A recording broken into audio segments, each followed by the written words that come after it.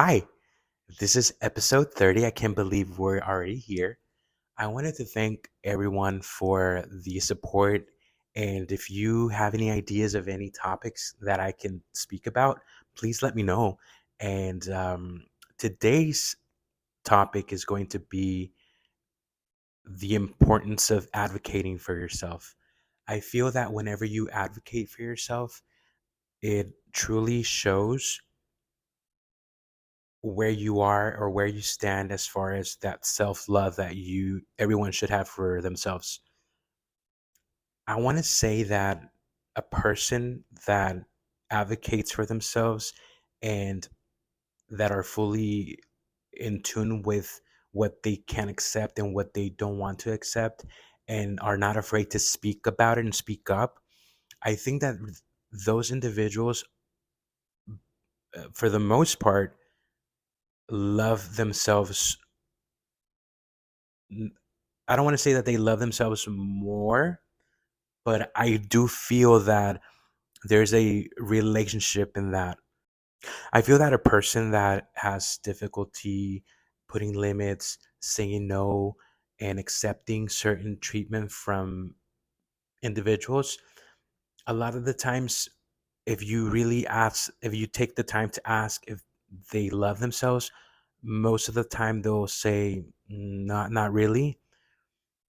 And I hate, and now that I'm 40, it's difficult to admit, but it's something that I am still learning day to day, and a- I'm not an expert in the topic.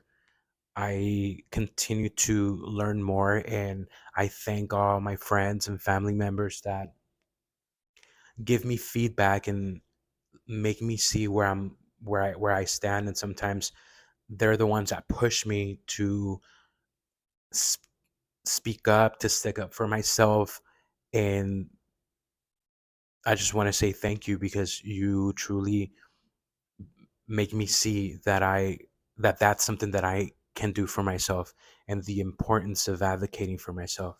I want to let you know that whenever you advocate for yourself, it covers different areas of your life. For instance, there was a time where I was in a relationship and the fear of me speak up, to advocate for myself, to let know what I liked and what I didn't like, what I mm, wanted to accept and didn't want to accept. It all went back to me having that fear of losing him, and having that fear of losing someone versus the fear of losing yourself, not being true to your values, not being true to your morals. That's where the big mistake lies. It should never be about the other person. It should be about you first. You can have that loyalty to your partner, but you should have loyalty to you first and go from there. And understand that now I will be able to relate to someone, and it's not going to be from a place of fear, and it will never be how it was before, where I had that fear of losing someone. I feel that now I have to be true to myself first. And if it doesn't work out, and if me speaking my mind and me giving my opinion is going to make that person stay away from me, then that's better. That's ultimately, I think that those are simply filters that we all need to practice. When you practice standing up for yourself, putting limits, saying no, even if it's your partner, that's going to show you who you're with. If they can't respect that, and if they don't value you as an individual, then it doesn't sound like you should be there. And the sooner you begin to do that, the better off it will be. You don't want to be in a relationship where in the beginning you say yes to everything, you accept everything, and then down the line you decide that that's not what you want, and then you begin to speak up. But then by this time you've already invested years in a relationship and it's a little bit more difficult to get out. Not that it should stop you, you should definitely do it, but if it's in the beginning and you're able to see that it's not going to be a good relationship in the long run, well, it's best to end it right then and there. That's in your love life. So I'm excited now in the future whenever I meet someone, the way that I will be able to be together with that person without losing myself and not being true to myself. So I'm excited about that. I think that when we talk about advocating for yourself in a family unit, sometimes it can be really difficult to put limits there and say no, simply because that's what you grew up with and you began to normalize everything. The way that your parents speak with the way that the parents speak to you, your siblings, your aunts and uncles, extended family, and it can be more difficult in those situations. But when you find that just because you share the same blood, you shouldn't stay in a place or accept certain treatment towards you, everything begins to make sense. There's moments where the one that is super toxic is one of your parents or a sibling, and to know that you're able to say no or to put a boundary or to simply move away, that many concepts in my life. I honestly felt that when I look back and I see myself in certain situations, I accepted a lot of indifferences towards me. I accepted a lot of negative words. And being a openly gay man, but also being part of very traditional family, I think I normalized that that's how things were and that's how things should be. And now that I'm 40 years old, and I do feel bad now. I do feel bad that I'm 40 and I'm now beginning to learn that it's okay to put those boundaries. But I think that it's never too late. And I wish that the new generation learns this a lot faster. And I think that is thanks to this generation and that they'll be able to snap out of it and not accept it. Having your own home, your own place, your own rules, your knowing that the traditions that you have, the values, the morals, it's now my turn to create that in my space.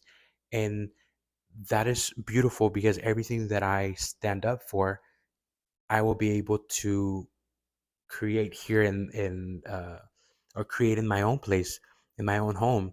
The respect for others, the diversity, um, the positive attitude and positive um, ambiance. It's something that I get to create now, and I get so excited about that. I also, when it comes down to advocating for your family, that doesn't that doesn't mean that you don't love him anymore. It simply means that you are putting yourself first and you're going from there. You're not going to be stuck in an environment where you accept everything simply because they're your family. That is never going to be a good outcome, because what happens is that you become part of it and you begin to be part of what you don't like. So part the difficult part of all that is to be aware that that's not where you're happy, or where you feel like your authentic self. And when you decide to step away from that and you begin to create your own space and your own set of rules, and it begins to make you feel good about it and you feel at peace, whenever you reach that peace and that tranquility, it's going to be very difficult for you to allow just anyone to come disturb that peace. Another part where you need to learn how to advocate for yourself definitely has to be your workplace. I want to share with you that I began working at a young age. And whenever I got my first important job by myself, I was working at a place where everything was very new to me. And after work, whether I had a bad experience or a good experience, I didn't have anyone to come home and talk to. I didn't have adult, like my parents weren't talking to me at that time. So there was really no one that could give me an advice and say, "Hey, that's not how, that doesn't sound right. You shouldn't allow that. You should stick up for yourself. You should talk to someone." Get nothing. There was anything like that. So I had to learn on my own as the years went by. And I feel that looking back, there's been a lot of times where I didn't know any better and I just kept my mouth shut. And ultimately, it took me to certain moments in my life where I feel that I shouldn't have gone through that. But at the same time, I'm glad that I did because I learned from that moment. But when I think of, let's say, my mom or dad back whenever I was that age, and I would come home, and if I were to say, "Hey, so this is what happened to me today," I'm not sure. I know for a fact that both mom and dad would have been like, "Oh, no, no, no, you don't allow this. You go and you say this, speak to this person." I know that they would have done that because both of them are very strong, and both of them, um, they have a really strong personality, something that I feel I lacked. I didn't have what they have back then. I was young, and that was my first job. I really didn't know any better. And looking back, there was a lot of moments where the junior now, there was no way that I would have tolerated or accepted any of that. And it was a learning experience, and that allowed me to have a better experience in my second job. I really can't speak bad about that second job. I think that everything that I learned, I was able to apply there, and it, it was a great experience. That second job was a great experience. Um, I think I would have been there still if I was in a calling center, so I really didn't like it. So it was like the environment and everything else around it was great, but the actual job I didn't like and I wasn't happy. So I was able to um, remove myself from there and find another job. And whenever you advocate for yourself and you begin to put boundaries, it's not a bad thing. I feel that whenever you should be able to work in a place where you shouldn't feel afraid to speak up or giving opinion or ask for clarification. If you are in an environment where you do feel that you can't speak up, that you can't talk to anyone, or something's wrong there. Also, whenever you are in a place, if you're the supervisor, a good leader leads by example. And not only right now we're talking about work, but that applies with parents. With I think you should lead by example. I think that whatever you expect from your team, that's something that you should be able to do yourself. You lose credibility whenever you say something, but you do the opposite. And like I mentioned, that just doesn't apply to a boss. That applies to a parent. That applies to anyone. When a person is true to their word, it speaks a lot about that person. And when they're not, it speaks a lot about them too. It speaks a lot about their character and who they are.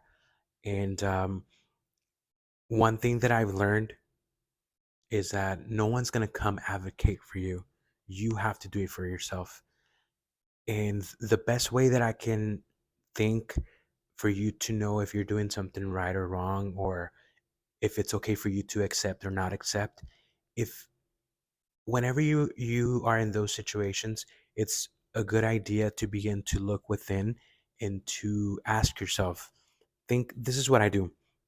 So I say, Junior, How do you feel about this? Are you okay? Are you happy? What are you feeling in this moment? And I allow myself to reply to myself with very with being very truthful, and I go from there. And I wish that, and I encourage you to do the same. Ask yourself, what is this making you feel? Do you feel good? A lot of the times, whenever you are truly honest, and even if it's difficult, for the most part, your gut tells you where, if it's right or wrong. For so long, I've ignored my gut. And this is what I've done. There's moments where I feel something, like my gut feeling is telling me something, and I am able to make a mental note about it. I really don't act on it. Just make that note in my head, and then time passes by, and it plays out exactly whatever I was thinking. And then I kick myself because I'm like, you should have listened to that gut feeling. And it's something that I wish in the long run I will be able to master, because I know that it would prevent me from being in situations that I don't need to be in. Remember, whenever you say yes to everything else, to other people, to other um, circumstances that you don't like, you're saying no to yourself. So learn how to say yes to you, and learn how to step away. Advocating for yourself is so important because it's going to help you across the board in everything that you do, at work, at home, with your spouse, if you're going to school, on a day to day, going to the coffee shop, going to a restaurant. When you know how to advocate for yourself, it's all correlated with the love that you have for yourself. So I encourage you to work on that, to continue to grow, and look at different areas where that growth is needed. We are here to evolve as individuals, and whenever you're happy with you, everything else just makes sense. I want to remind you that love is not found outside. Love comes from within. So continue to work on that, on your self love. Thank you so much for being here with me. Remember, this is episode 30, and I will see you next week. Next week, I have a surprise for you. I'm not too sure how that's going to come out, but it's the first time that I do that, and I'm excited to show you. So I will see you next week, and hopefully, that video comes out good, okay? Talk to you soon.